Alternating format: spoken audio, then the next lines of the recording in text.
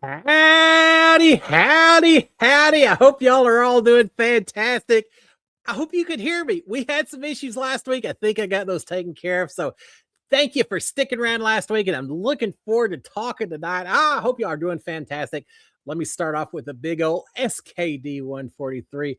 I love my wife. I love my kids. I love all of you who come hang out with me every Monday night. And those of you who watch on replay as well. I'm not forgetting you guys either. And I love me some reality TV. We got all kinds of shows to talk about tonight. A lot of reality TV, maybe one or two other shows as well. And who knows what else. But I hope y'all are doing fantastic. All right, before I go any further, if you haven't already done so, please consider subscribing to my channel, turning on notifications, and maybe hitting the old thumbs up as well. Yeah, this is the time of year where we talk Christmas and all that. We'll certainly talk about that over the next few weeks. Normally, we'd be talking about, hey, reindeer games. Who's going to be on? Celebrity Big Brother. Who's going to be on? Yeah, we don't have any of that. Nothing. Most of the reality shows are just about wrapping up, right? Within a week or two. Then we got a little dead space for a little while. We'll fill it with a little college football. But other than that, we got a little downtime before we get back into it. So we'll talk about all that. All right, let me see who all's out here real quick. And then we will get right into it. Brian Hosteller. Yeah, mentioning college football.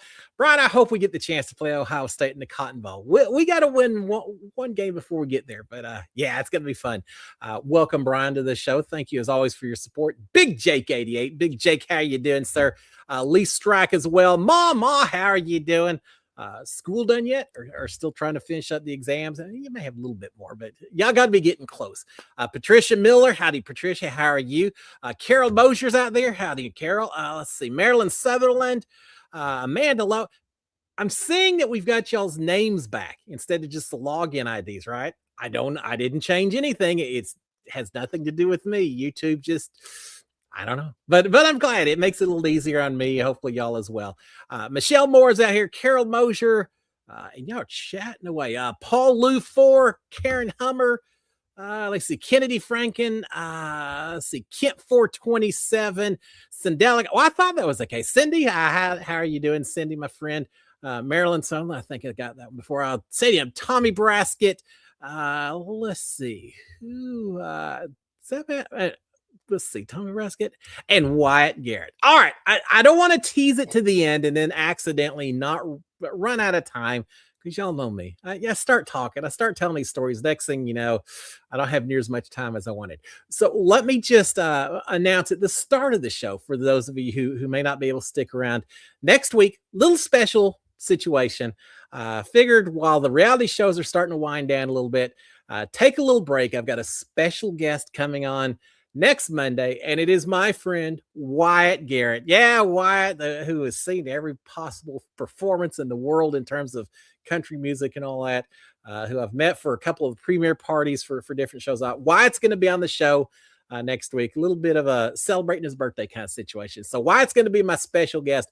We're still going to be talking reality TV. We'll probably talk a little music and everything else as well. But yeah, I'm looking forward to it, Wyatt. So we're going to have Wyatt next week, and y'all come out and get those hard questions ready for Wyatt. Yeah, no, we'll take care of you. It's going to be a lot of fun. So yeah, just wanted to throw that out there. All right, guys. Someone said how freezing cold it is where they are. What was it? Carol Mosier. It's 6 degrees in upstate New York. Well, what's it down here, Sharon? Maybe 60 something, 50 something. We had a cold spell here over the weekend. It was cold for a day or two. It's back a little warmer, but it's definitely starting to feel a little bit like Texas Christmas weather. It is so funny. We'll talk about more in a second. Big Brother Australia just wrapped. They had the last couple of episodes, they were celebrating Christmas on their show. But in Australia, Christmas comes during the summertime. It's summertime down there right now. And so a little bit different celebration. They were talking about how they all have cookouts. They all they didn't say shrimp on the Barbie. I was a little disappointed they didn't. They said they put snacks on the Barbie and things like that. They have big outdoor cookouts and things like that. They celebrate Christmas. It sounds like a lot the way we celebrate 4th of July. And they all were wearing beach shirts that had pictures of Santa Claus surfing on it and things like that. Yeah, just a little bit different environment, but it was a lot of fun. So, well, 6 degrees.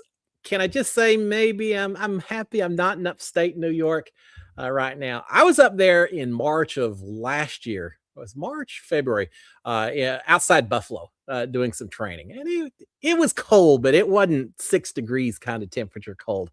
That's pretty brutal. I've been to Dead Horse, Alaska, where it was -40 or so, and uh, I felt like every time I walked outside, uh, I'd be like a porcelain vase. If anyone slapped me upside the back or something, just break into a million pieces. That kind of miserable cold.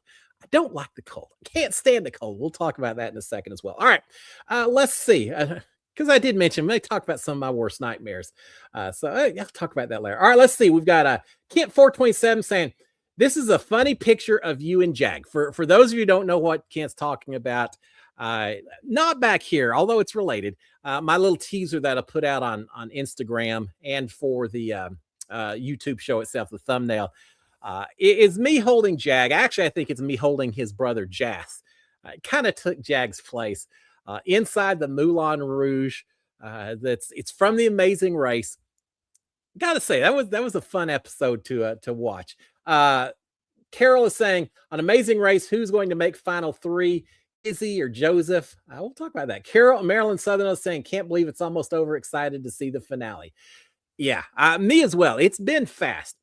It's been very interesting watching this season, knowing how close it came to me being in there, my son potentially being on there. So every competition, every challenge they have, it's easy to put myself in their shoes and say, how would I have done with that one? Would I have done okay or not so much? And I've got to say, as much fun as it was to watching me, not so much Daniel, he wouldn't have enjoyed it either, but especially watching me on the stage of the Moulin Rouge Theater. Here you are right here. Such a famous show theater there in Paris. Watching me dressed up and trying to do those high kicks and can dances and all that. Yeah, you think I had some issues doing the flash dance during my season of Big Brother 21? Corner. Yeah, doing can would not have been my strength. I would have done it. I mean, I would have done whatever it took, and I would not have wanted to let my son down. But I'm not sure I've got the rhythm that I would have necessarily done. You just consider this. I'm never going to be a rockette. I'm never going to be a can dancer. It has nothing to do with gender. It has to do with complete lack of rhythm. But yeah, it was a lot of fun watching that. And so I kind of had some fun with on my teaser of watching that. That was an interesting episode. I thought it was really good. Would have been hilarious to watch. Sharon's already, she said, yeah, that would have been great watching you and Daniel doing that. It would have been. I would have had fun with it. I would have had those other can dancers. They would have been messing up, not me, because I would have had them laughing so much just watching me try to do that. I don't know. I probably would have broken an ankle before we got done with it. I would have done okay. It just may have taken a few tries. We saw that. Was it Izzy and Paige? They had a few tries to take. Seems like Jag and Jas got it pretty quick. I think Kylan and Taylor took a while to do as well. That was always going to be my worst fear if I'd gone on that show, is what if there's something that I have to do and I just don't feel like I can do it. That's got to be incredibly frustrating. But that would have been a fun one to see. But yeah, they did that. That would not have been my strength. What would have been my strength, I think, would have been the typing with the Braille typewriter, which I thought was really cool. I never knew how they typed Braille. I don't know. And I don't know if they still do it. Those typewriters look very complicated. Now, I'm sure once you've done it for a good long while, you can do it quickly, but wouldn't it be easier just to use a laptop and some kind of automated machine nowadays? Those are probably from 50 years ago, those typewriters, but still very cool. And the whole time I'm watching it, I think it's the engineer side of me who was trying to look at the keys and in my head trying to think, all right, you would have hit these two and this one and now. Very cool the way that machine works. Louis Braille, who came up with that whole system, incredible. I'm still amazed. I'm amazed that people can read Braille as quickly as they can. Also, I have sensitive fingers for that stuff. I would be in trouble. But I thought I would probably do well at that challenge because it involves a lot of details and paying attention to details. And I think that's what I do well. Dancing, not so much. But it was a fun episode to watch. As far now, they cut it. First of all, a lot of spoilers. Everything we talk about tonight is spoilers, but They cut it a little short, so we don't know who's going home. It was Joseph and his brother, or Izzy and Paige, right? I Who knows? I don't really know. Uh, it looked. I felt for Izzy. Absolutely felt so bad that she was having so many issues with her typewriter. She had one round where the second letter she did was wrong, so she had to start over the entire page over again. It did just make you want to rip your hair out. It reminds me of one of the challenges we had in our season of Big Brother, where we had a lot of little stuffed plushies, and we had to hang them off of a mobile, a bunch of rods with strings on them, and you had to have everything balanced just right. And just when you thought you had it figured out, one of them would slide off. And as soon as one of them did, the whole weight distribution would be messed up. And suddenly every single stuffed animal is on the ground. That drove me bonkers because I was so certain that I was going to win that particular veto competition. I just knew as soon as I saw it, I was like, oh, this is mine. This is going to be perfect. I know how to do the math. I know how to figure it all out. And it didn't quite work out. Jackson Mickey, that was when he started really dominating some of this competition, and he won that one. And that was very frustrating. I was very mad. I can picture Braille being the same kind of situation. So yeah, I don't know which of them is going to win or which one's going to be left behind. I don't know that it matters. I really feel like at this point in time, it's probably Cindy saying, as someone with a vision impairment, I thought the Braille challenge was so cool. Yeah, Cindy, I hadn't even thought about that. I did tell you, do you do Braille, or do you not worry about that? It was cool. Again, I don't know that my fingers are sensitive enough. I guess if you have to depend on it for a certain level of communication, you learn how to do that. But I've never really done anything from a vision, from a Braille standpoint. I've tried to learn in the past. I think I mentioned last week, I learned some sign language and things like that. That's so cool. You watch these shows like Miracle on 34th Street, where Santa Claus starts signing to a deaf child, and how amazed that child is. What a cool feeling that would be if you were able to bring that kind of joy to someone. And so yeah, I think that's cool. I remember when I worked at Six Flags over Texas, many a year ago. But I worked in the gift shops, and yeah, I used to be shy. And then I worked in the gift shops, and I had to that was my job, was to be, hey, welcome to Six Flags. I'm your host of the store, kind of. I think that's where I started being a little more talkative. But anyway, I remember one person came up and said, hey, can you give me directions on how to get to the Roaring Rapids or the Southern Palace, some location? And I started to tell this guy. He said, no, can you tell me a little differently, because I'm blind, or my vision is very limited. So I really need some other ways to do it. And it was kind of interesting. It was a cool challenge, because I started saying, all right, you're going to walk probably 50 feet or so, and you're going to hear the sound of the water ride, the Roaring Rapids on your left. Once you hear that, then you want to hang a right, and you're going to find some handrails on your right, and there's the carnival games. And so I had to kind of figure different ways of communicating because of that. And so, yeah, it's kind of cool. Made me feel neat. And I spent a lot of time thinking about that afterwards.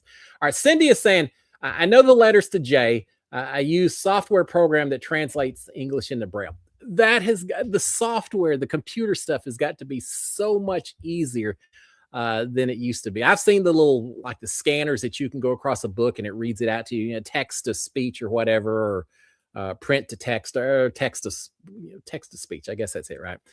There's got to be so many things that make life easier now that we've got AI and the software that recognizes things like that. So, okay, well, let's see. Up to J. So CIFF. I will Cindy, and just start calling me Kiff then, because we don't have the L in there.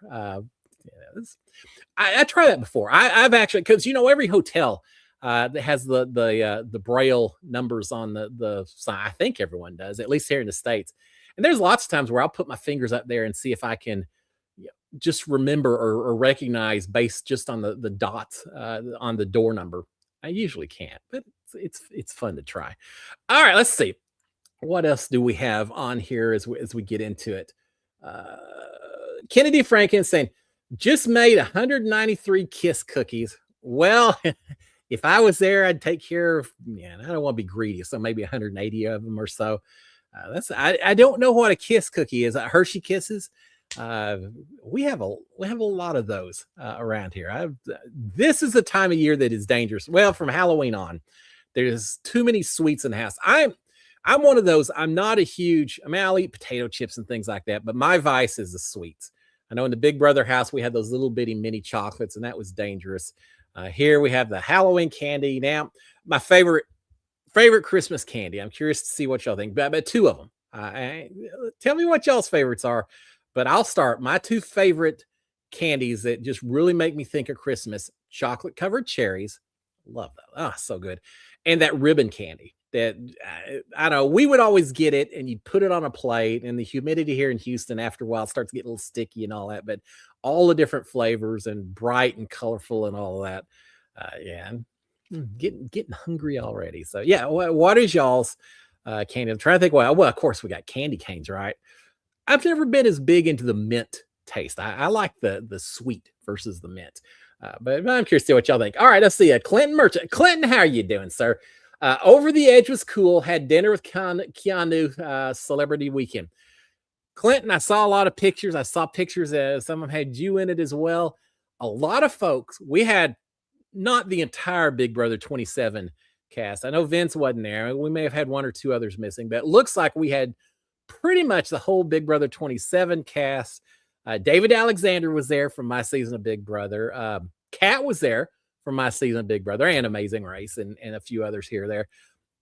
Looked like a lot of fun. Rachel Riley was there. Who else? There looked like you had quite the turnout. So yeah, that was cool, and they did Over the Edge. I'm gonna have to chase that down. Now, having said that, did y'all see the preview for the Amazing Race next week? The finale. They come back to the States. Obviously, it looks like they come back to New York City, and it looks like they are rappelling down one of those 130-story buildings or something around not Times Square, around Central Park. That's where the big skyscrapers are, right? I'm incredibly amazed at how tall some of these skyscrapers are.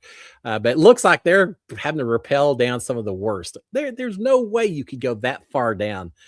Even rappelling that would take forever. But it looks incredibly scary. That I would love to go skydiving, even though I'm scared of heights, and I would have done it on the Amazing Race, no problem at all. Rappelling down that kind of height would have given me the absolute heebie-jeebies. I would have immediately said, "Here you go, Daniel. This is perfect for you." He rappels everywhere. He's rappelled down every rock formation in the state of Texas, I do believe. Me, not so much. I would have handed this over to him if I could have, but yeah, it's looking cool. Well, Clinton, I'm glad you got to do it. I felt very a lot of FOMO. I kind of wished I had been there. It just didn't work out this year. We have to get back into the swing of those things. I love going and doing those things for charity and all that, and just getting to meet all these people from different reality TV shows and comparing notes and things like that. So, yeah, I'm a little jealous, my friend. It looks like that was a lot of fun. Maybe not going over. I think going over the edge would have been fine, but yeah, that looked like a lot of fun. All right, let's see. Amanda and Patricia saying peanut butter fudge. All right, yeah, you had me at fudge. Peanut butter, good, but I have peanut butter 365 a year. Fudge, peanut butter fudge sounds fantastic. All right, yeah, you got me on that one. Karen is saying love chocolate drops and white cream. With the white creamy center. Oh, okay, that sounds pretty good. Yeah, I shouldn't ask that question. Now Sharon knows I'm not going to eat any actual dinner tonight. I'm going to just be loading up on a few snacks here and there. I love some fudge. Let's see. Just FY, because I have just a range of information.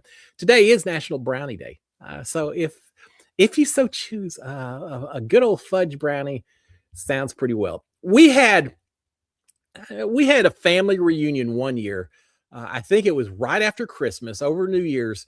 My whole extended family, I mean, family members I hadn't seen in 20 years, kind of the big family, went and had a family reunion in Red River, New Mexico. So that's kind of northern New Mexico. They got ski slopes there and things like that. We went up there. I'm trying. Yeah, it had to be around the winter time, and so anyway, we went up there, and had a family reunion, and they had a white elephant exchange. Everyone showed up with different gifts, and we traded them, the typical thing. Someone showed up with chili fudge, and it was fudge that had a lot of chili infused into it as well. Not chili as in the peppers, but chili as in the stuff we have down here in Texas, the meat stuff, and chili fudge, which sounds absolutely horrific. So good. It tastes a little bit like, I don't know, mole, which is a Mexican dish, kind of a dark, almost a bitter, little bit of a chocolate taste to it. But that's kind of what the chocolate chili fudge tasted like. But all right, peanut butter fudge sounds right. Sharon, peanut butter fudge. Maybe I could get an extra stocking just for my treats this season. Yeah, I think I'll be all right with that. But that sounds pretty good. All right, let's see. Big Jake 88 is saying, all right, let's talk about Survivor. Team Rizzo and Team Christina on Survivor. Right there with you, bud. Definitely Team Christina. And I think it's funny. I saw a little thing from Christina last, I guess it's probably been a few days, last week maybe.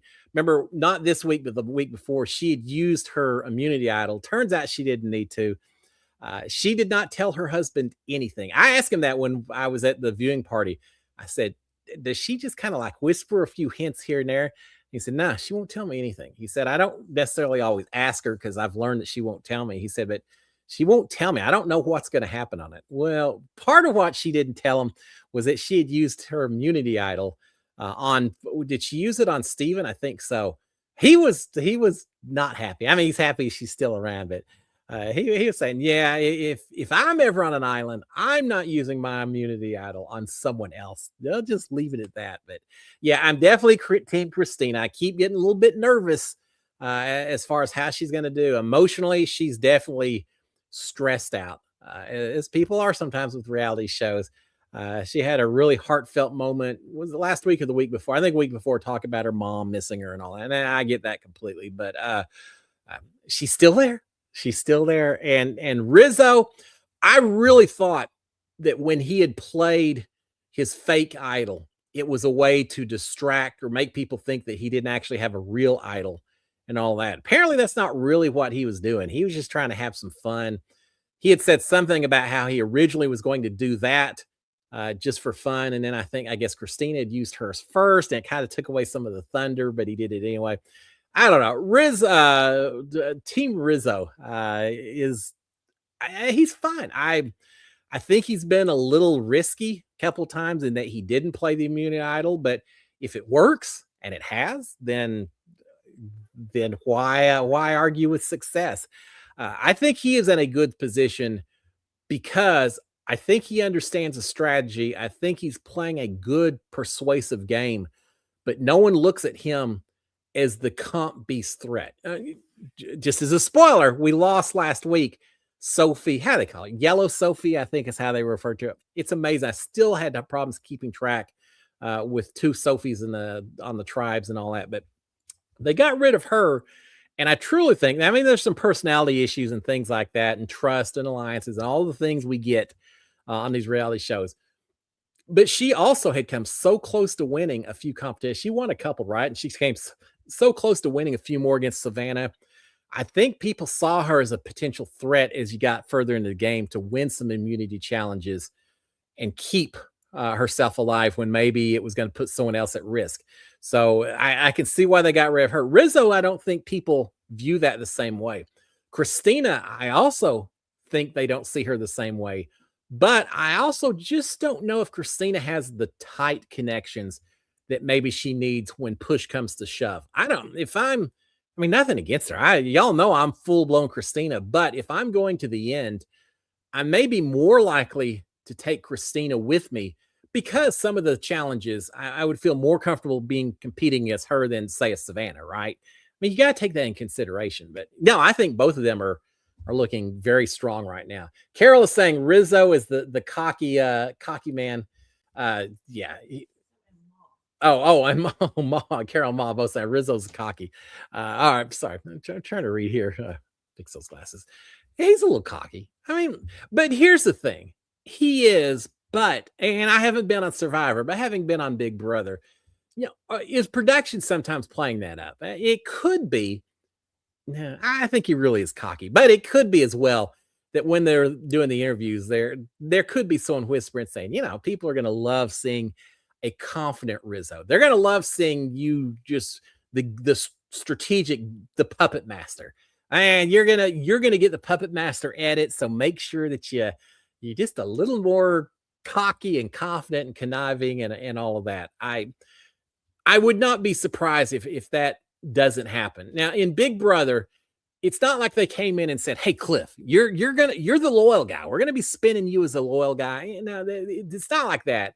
They don't tell you how to respond in there, but you can tell sometimes based on the kind of questions they ask you. Hey, Cliff, how are you feeling that you made this promise? Is it something? What happens if you don't? And so there's things like that that give you some indications, and Rizzo could have a little bit of some of that going on.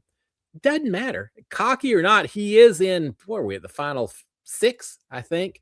I think there's a possibility he could go to season 50. We know there's two slots that have been saved for season 50 or season 49 players. So I could see him being one of those spots. So he kind of deserves it. It's funny because I don't think people have been talking as much about Survivor on this show or just in general. I don't see people talking about it as much as other seasons. And I know there's some people have badmouthed. I would say, it's too predictable and everything. Kind of liked it. Now, I will say this. Last week, if you want to send Steven home, if you're worried about him having all the powers and all that, why in the heck did you let him get on the boat and get the vote block power that he won?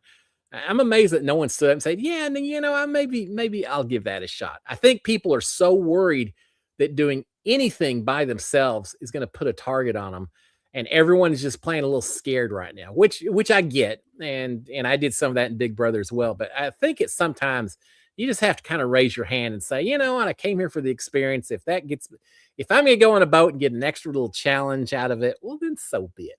Now, I would have said that, and then I would have been the guy when they said, "Yeah, Cliff, you got to run around the island, and you've got until the tide comes in to get it done." I would have looked at that island and said, "Yeah, you know what? Maybe I'll just take a nap on the beach and just enjoy a pina colada or something instead." I would have tried it. And who knows? I would have. You know what I probably would have done? I don't know if it's allowed or not. If you recall on that challenge, he had like a 5-digit combination, and he had to run around the island and get 5, maybe 6 puzzles to figure it out. I truly thought about the idea. What if I just ran one way and got a couple of the pieces and maybe grab from the other direction one piece? Don't run all the way around the island. Just run a little ways on both directions. If I could get 3 of the numbers and know that 3 of them are correct, could you just randomly with the other 3 numbers just keep trying them until you got it right? It would be 999 numbers, so combinations, basically one short of 1,000, which seems like a lot. But I feel like that's you're not talking, Wells Fargo, Fort Knox kind of safes. You're not talking Mission Impossible type of combination safes there. I have a feeling if I'm pulling on that little stick and turning those little dials, I probably could figure out which number is the right number. I'd be holding my ear up to that thing, saying, "Click, click, click." Oh, there you go.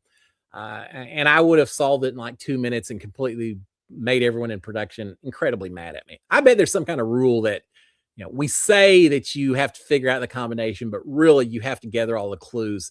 And if you do that, then you have permission to solve it. Otherwise, if you don't gather the clues, you can't guess. But that's what I would have been doing. Work harder, not harder. Work smarter, not harder, right?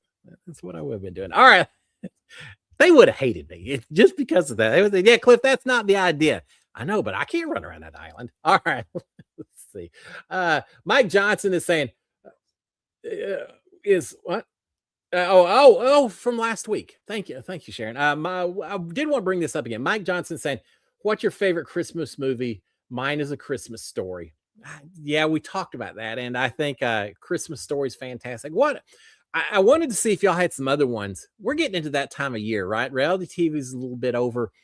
What are some of y'all's favorites that, especially, give me all of them. And I don't care how popular they are, but are there any that I maybe am missing out on just because people don't talk about them as much as others? A Christmas Story, Christmas Vacation, Die Hard. For some of y'all, will throw that. I know, I know the way y'all think. What other ones? Just saw The Grinch with Jim Carrey. Blue Sugi is saying, I've been watching these Instagram videos where the Grinch comes in and steals the kids' presents and tries to scare the kids and all that. I'm not sure how on board I am with that. These kids get terrified, as they should, when a green mutant Grinch comes running into the house to start with. You maybe wouldn't do that down here in Texas, but now I've seen that. Jim Carrey is the Grinch. I know the original book, and I know the movie itself. I don't know if I've seen that one all the way through. I am very hot and cold on Jim Carrey. Some of his movies I just absolutely love. Others, I can take it or leave it. The Truman Show, incredible. One of my favorite shows. You know me, reality TV, cameras on you, and all that. The Grinch. Well, maybe I need to check that one. All right, thank you for the suggestion. That's actually a good suggestion. I'll think about that one. But yeah, I'm trying to think what other Christmas movie. Y'all throw them out to me, and we'll cover them here as we go through. All right. Let's see. Talk about a couple other ones. All right. Cindy's saying It's a Wonderful Life. Ma saying Home Alone, and a few of them. And Scrooge from Blue Sea. All right, yeah, y'all are starting off strong. Let's see. Hold on a second. I'm fix these glasses there. All right, let's talk about a couple other reality shows. What time is it? 7:33. All right, let's talk about I can't. Sharon's trying to write something for me, and I can't. What is that, Sharon? Pargoose. Also likes It's a Wonderful Life. Oh, also likes It's a Wonderful. Oh, okay. Pargoose. I log in. I did. All right. Sorry about that, Pargoose. I was not quite reading as correctly. All right. Let's. Sorry about that. Kind of feel like the show just kind of came to a complete halt there for a second, because I can't read as well as I used to. All right. I can read well. I just can't read long distances as well as I used to. All right. I got to talk about a couple of shows that are a little less common here. I want to start with Big Brother Australia. Y'all know I watched that, right? First of all, I'm amazed. It is now over. The finale was tonight, Monday night, Australia time, which means it already took place like 8 hours ago. So I've already seen the finale. Very weird way to play Big Brother. I've mentioned before, the house guests made the nominations on who was on the block, but the Australian public is who actually voted out who went home. I say every week, but it was strange. They started off, I think, with 12 people. As of tonight, as of the finale, they still had 5 people left in the house. Now they've only been in there 30 days. It's a very quick season. I kept telling Sharon, I said, 30 days. That was the night I got voted out and won the battle back, came back in and won HOH. Our season had barely started. We weren't even to the jury phase at that point. And yet that's how long Big Brother Australia lasted. So a very different show. They are not allowed to talk strategy. They are not allowed to talk about who they're going to put up as nomination. None of that. There's no strategy talk. It was purely a popularity contest. Now, internally, you could have some strategy of saying, there were some talking to the camera saying, I think this person could win at the end. So that's why I'm going to vote them out.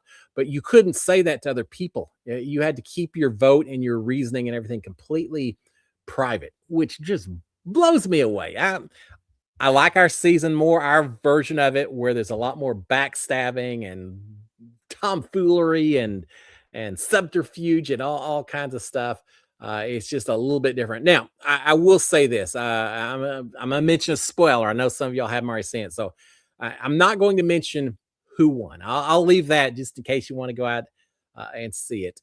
But I will say this. They had, over the last few days, some evictions that were absolutely brutal. And I've heard Australia, the public is going crazy, very upset at some of this.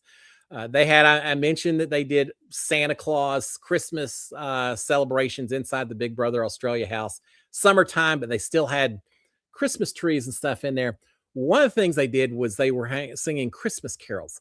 And whenever they heard the Christmas bells ringing, middle of the night, 3 o'clock in the morning, right in the middle of them showering or eating, whatever, Christmas bells would go off. They all would have to run over, put on full Christmas clothing, elf clothes kind of things, all that, and then gather on a stage and sing jingle bells and other carols. And so they're just having to do this over and over again. And if they don't do it fast enough, they don't pass and they don't get luxury food and coffee, things like that. So your typical kind of challenge, nothing special, except while they're singing the Christmas carols, the words are flashing up on the TV screen, the big screen, so they can follow along. It's like karaoke, because who doesn't know the words to Jingle Bells? But the words are flashing up there. They're all reading through as they're singing it. One of the last ones they did, Christmas Carol, at the end, jingle bells, jingle all the way, ho, ho, ho, someone's got to go. And that someone is, and one of the people got evicted through a Christmas Carol. Suddenly the words changed and they're all singing, ha, ha, ha, so long, farewell. It's time to snow, it's time to go, and you're out the door kind of stuff. And all I could think, the person who got booted took it well and said, it's part of the game and all that. All I can think is that if they did that to me, I would be so chapped, because I feel like I would never be able to sing Jingle Bells again without getting depressed and upset that's what caused me to get booted out of the house. It's kind of like the word grateful. I hear the word grateful. If someone says, I'm grateful for, or what are you grateful for? That word is forever tainted for me, because all I can think of is the Grateful Eight from my season, that alliance, and how cocky they were and all that. As soon as I hear grateful, I just get a cringe on my face when I hear it. I would hate to have a Christmas Carol be the same way. If you have never seen A Clockwork Orange, very weird, Stanley Kubrick, but check it out once. You may not want to see it more than that, but part of that is that they try to use some aversion therapy on this guy. They try to make him feel bad about breaking the law and all that. And so they kind of treat him poorly. I don't want to spoil too much, but treat him poorly while there's some classical music in the background. And it causes him he's begging, saying, please don't play that music, because now I'm going to associate that music with feeling bad and all that. And they ignore him. And it's horrific. It's almost like mental abuse. Well, anyway, they did that singing Christmas carols. They sent someone out, which was bad. But it got worse, because the next person booted a little bit later, they all get letters from home. I wish I got a letter from home. I got my HOH letter, which I'm very grateful for, but I didn't get the videos, letters from home, anything during my season. But they got letters from home. They read through the first 4 or 5 of them. They get to one person and everyone's reading someone else's letter. So they pull out the letter, they start reading and say, oh, we're so happy. We've spent so much fun watching you, and you've been a joy, and we've had so much fun, and we're so proud of you. But now your time is done and you've been evicted and you're gone as well. They evicted this person through a letter from home. So everyone's crying and you're, oh my God, it's my family. Oh, I love them. You're what I'm all about in here. Wait, what? They wrote, I have to go home. They sent someone home through a letter from home that suddenly turned out it wasn't written by their family member, and they're booted out the door. Is that not? I would chat me. I mean, play the game, and I'd come, that y'all really got me then. But I would be so furious on the inside. That would not be a happy camper. It just seems like some extreme mental manipulation, which I don't think was necessarily needed or appropriate. Can y'all tell I'm a little fired up on watching those? I was a little chapped on that, but anyway, it is what it is. One more thing about Big Brother Australia before we go on to something else. I don't know, we can talk a little bit more if y'all want, but they did have some fun challenges. And here's the thing: they didn't even have HOH competitions, no immunity challenges, or veto competitions, none of that. I see. Kent 427 said Big Brother Australia should have the house guests vote out the nominees. I agree. I absolutely agree. And they tried it this way in the United States season 1, and the American public made for a horrific season because they voted out all the troublemakers and they kept the nice people who weren't that fun to watch because they were too nice. We're more watching the gladiators take each other out when they're not paying attention kind of stuff. And so they had to change our format, and Canada as well.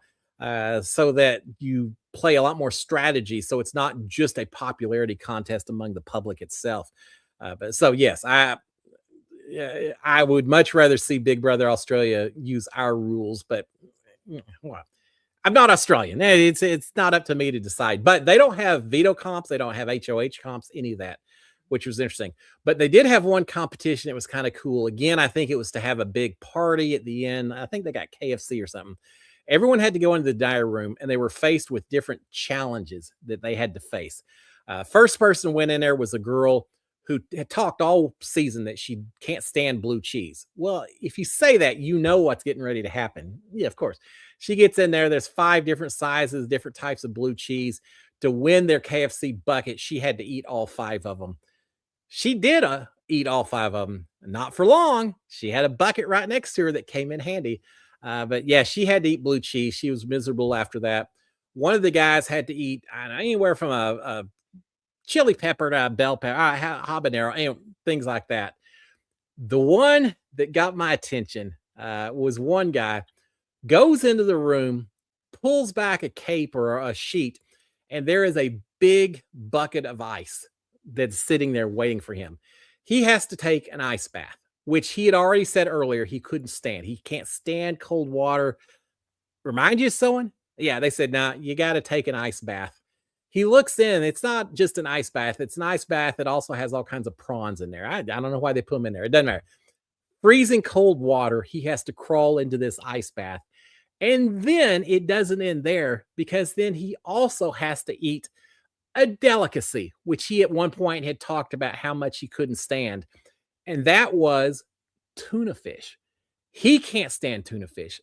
I can't stand tuna. I hate it with a passion. I eat octopus. I eat beef tongue. I eat all kinds of crazy things all over the world. Tuna fish just does not get my attention, or it does, but not in a good way. So taking an ice bath while also having to eat a full can of tuna fish just absolutely turned this guy's stomach. It turned mine as well. I told Sharon, I said, all right, that's where my journey inside the Big Brother house comes to an end. I would have eaten it because I don't want to disappoint the other people in the house. I would have done it during my season. I did not tell casting during the entire audition process how much I hate tuna fish, because I knew at some point they were going to have a tuna fish smoothie or something like that. And then what am I going to do? Oh, I just was cringy the entire episode watching this guy put this stuff down. And he responded just as I would have responded, as though you were eating arsenic or cyanide or something mixed in with, I don't know, horrific. Dirt. I don't know. I'd rather eat dirt. Maybe not, but close. Yeah, it was pretty gross. So yeah, the last week of Big Brother Australia certainly had my attention for all kinds of reasons. All right, let's see what else do we have on here. Is there anything else on Australia? I think that was pretty much it. It's a quick season. They've already said it's going to be back, I think, for next year. So we'll see. Oh, here's another deal. I'll mention this real quick, and then we can go on something else. It's in the middle of an amusement park, and as part of that, there's a ride that's like a swing type thing with people on little airplanes that flies overhead. They were in the backyard, and people could yell at them while they're in the backyard, yell things to them. At one point, one of the guys realizes that his mom, I guess it's Australia, so it's his mom and his dad and his family member, they're all on this ride. They're yelling at him every time this thing circles around, goes overhead. And so, yeah, it's very weird that you very much would feel like you're in a zoo there, because all these people riding this ride, I'm sure they are all looking down every time they go over to look at the people in the backyard of the Big Brother house. You couldn't do that with ours, because people would be yelling secrets and all that. Not as big a deal, Big Brother Australia, because you don't have all the same kind of strategic play and all that. But it's very, very weird format to do this thing. So, all right. There you go. So if you want, I'm sure you can go find it on YouTube. Go check out some of those episodes, and let me know what y'all think.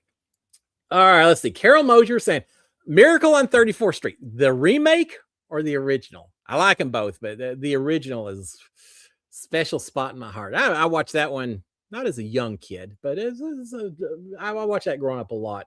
Oh, and some of the original Christmas carols are incredible as well. All right, Blue Sugi is saying Die Hard is Die Hard a Christmas movie. I hear that every year. Here's my opinion, and it's just one man's opinion. Just because it takes place during Christmas time doesn't make it a Christmas movie, in my opinion. It's a little bit like Harry Potter. If you watch Harry Potter, I think they actually mention Christmas once or twice, but certainly they mention the holidays, and they're all there with the candles. That's all festive and all of that. So they have some scenes in Harry Potter that are Christmas time, and they're getting Christmas presents on. Doesn't mean it's a Christmas movie. I love Die Hard. I love Bruce Willis. Man, my compassion goes out for what he and his family are having to deal with. That's tough. He's got some dementia and things like that, but absolutely love Die Hard. The sequel's not so much, but the original, incredible. Doesn't mean that I think it's a Christmas movie. Also doesn't mean that I wouldn't watch it on Christmas if it's on. That's one of those movies that I'll always stop if it's on. Yippee-ki-yay, mother. Y'all know how it finishes up. Yeah, I like Die Hard, but I personally don't consider a Christmas movie. But if you want to watch on Christmas, man, be my guest. I'll be right there on the couch with you watching it. Let's see. A Big Jake 88 is saying Black Christmas 1974 is a classic Christmas horror flick. I'm pretty sure that I've seen, if not the trailers, but maybe the movie poster for it. There's one or two that are like that are. There's another one about Santa coming in and doing horrific things and all that. Yeah, you talk about giving someone nightmares for the rest of their life. All right, Big Jake, I will take your word for it. I'm familiar with the movie you're talking about. Maybe I won't watch that just yet. Although if it's on, that sounds like the perfect movie for mystery science fiction theater kind of stuff and riff tracks and some of those. What goes through people's minds that come up with that? There's one, I watched this as a kid a lot, and I don't know if I could handle it now because it's pretty cheesy. Santa Claus versus the Martians. And I don't even remember the whole premise of it, but it's something about, I don't know, Martians show up and they kidnap Santa Claus or something. I don't know. I don't remember. It was kind of one of your typical Saturday morning, low budget, drive-in kind of movies, but I still remember it. All right, here's a movie that some of you it's fairly new, and some of you probably aren't familiar with. Red One, and I think it's got Dwayne Johnson, perhaps.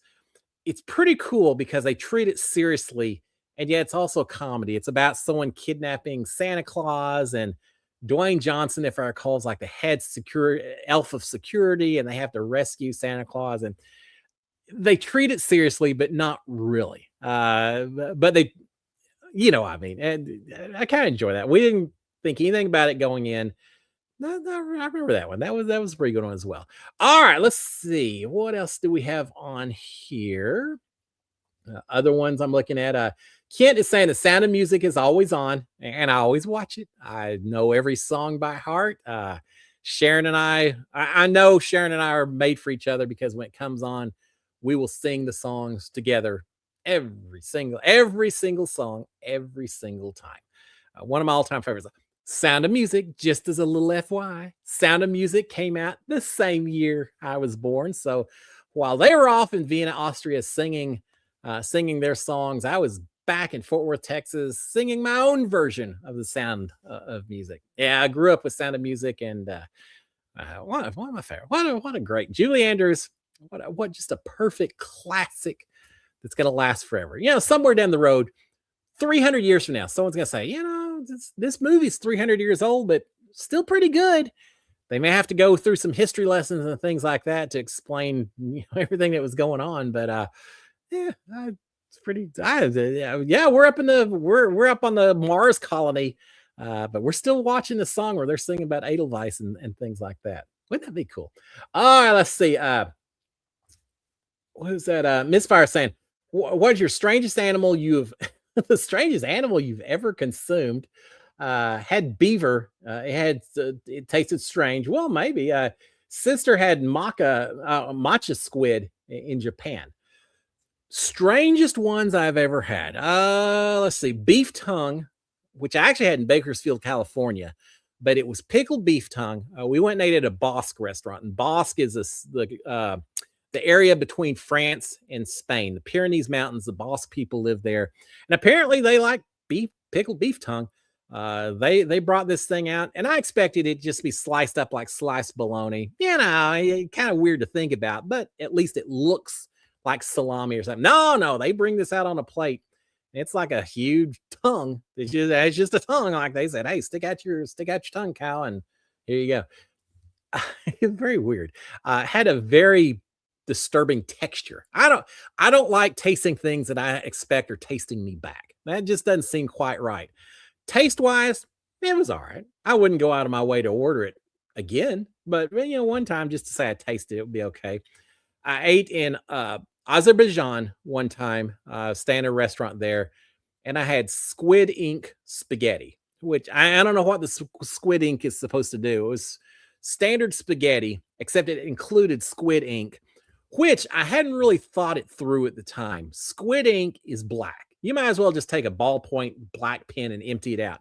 So the spaghetti was just black as coal, and I'm eating it and saying, "All right, well, it tastes fine." So I'm not too worried about it. So I had the squid ink spaghetti. Didn't realize it kind of stained my mouth as a result, and I had big meetings the next day. And I remember with a toothbrush and toothpaste trying to wash my mouth out, and I don't know that I ever completely got the that black color out. It took a little while, but I did have squid ink spaghetti.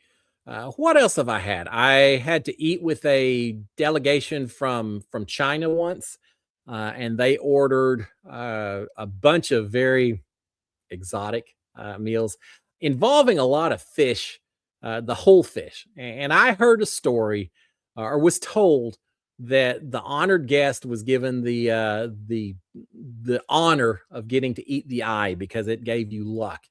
Probably just them just yanking my chain. But all I know is that it was conveyed to me that if I didn't consume the eye of this big old fish, that it would somehow horribly offend the rest of these delegates. They drank so much Mao Tai and different Chinese beverages. I don't think they would have noticed, but I didn't want to run a risk of making everyone mad. So I had to consume a fish eye. I'll just say very gelatinous. Is that a good word? It ranks right up there with moist, of things that probably don't get your attention as something that you want to eat. But I don't know, moist sounds better in that case. But anyway, no, fish eyes, probably not something I'd go out of my way for again. Try and think what else. There's probably one or two others. I was in Warri, Nigeria once. The only person at this hotel, as far as I know, I was told, do not leave the hotel because it's incredibly dangerous and you won't last 2 minutes if you leave the hotel. That's fine, whatever. So I'm in, and it's a very little tiny rundown, not much of a hotel. Not a great hotel to start with, but cinder block rooms. Just picture it. It's crazy. I think I was the only person staying in this hotel because everyone else had actual intellectual reasoning and realization that you shouldn't probably stay here. Not me. I had to go down and wake up the cook and the waiter because they were both down in the kitchen sleeping because, of course, why cook food if no one wants to eat it? So I went in there, had to order a meal. I ordered masala. I think that's what they call it. It's like a yam, and you eat just with your hands, basically. It's a starchy food, like mashed potatoes or something like that. I ordered that as a side dish, but my main dish was goat meat pepper soup. And my thinking was, and nothing against this restaurant, I'm sure they follow all the health codes of Warri, Nigeria's health department. I have no doubt, but just in case anything is off a little bit, if I can eat a food that maybe has a little spice level to it, maybe that will help me not realize what I'm necessarily eating. So I had goat meat pepper soup. They brought it out. First few bites, actually not too bad. I can handle goat meat. Yeah, cabrito, whatever. I can handle it. It's all right. But then I started thinking about all the goats that I'd seen on my way into town eating on the top of every dump in town, every trash heap in town. And there were a lot of them, all of them eating the trash from all these trash dumps all over this city. And I started thinking, wonder where they got this goat from. I'm guessing it's not raised out on the farmlands and the grasslands somewhere outside the city. I'm sure some trash dump is missing their primary recycling person at this point in time, goat wise. God help me if it wasn't a goat that that was being fed. But no, it's no Soylent Green here, anything like that. But now, and I started thinking about the goats, and I was like, I'm not that hungry. I think I can go the rest of the week with the Fig Newtons, which I always carried around as my backup stash of food everywhere I traveled, until I found out that Fig Newtons and C4 explosives look exactly the same when you go through Homeland Security X-rays. The story from another day, but yeah. So I lived on Fig Newtons for about a week until it was time to leave that particular little restaurant. So I've had a few things here and there. All right, Robin Megark is saying Christmas in Connecticut. I know the name. I don't know if I've seen that one. So thank you. I appreciate that. I'll have to check that one out. Ma is saying going to Rome, Italy. 12 months from now for the Winter Games. See, now I kind of forgot about the Winter Games going on. I'm big into FIFA World Cup. They had the draw. It's going to be next summer, and Houston's going to have the games. I'm so excited. I so want to go to one of the games here or in Dallas. I've got to make it happen. I forgot about the Winter Games. Ma, I'm incredibly impressed, and to see them in Rome, of all places, Italy, that's pretty cool. All right, I'm a little jealous of you as well. So I want to know, and we don't have enough time. I'll cover it some other time. As we got 12 months before we have to do it. Curious to see what kind of events you would want to go see. I think it'd be fun to go see a bunch of them. I think curling would be a fun one to watch.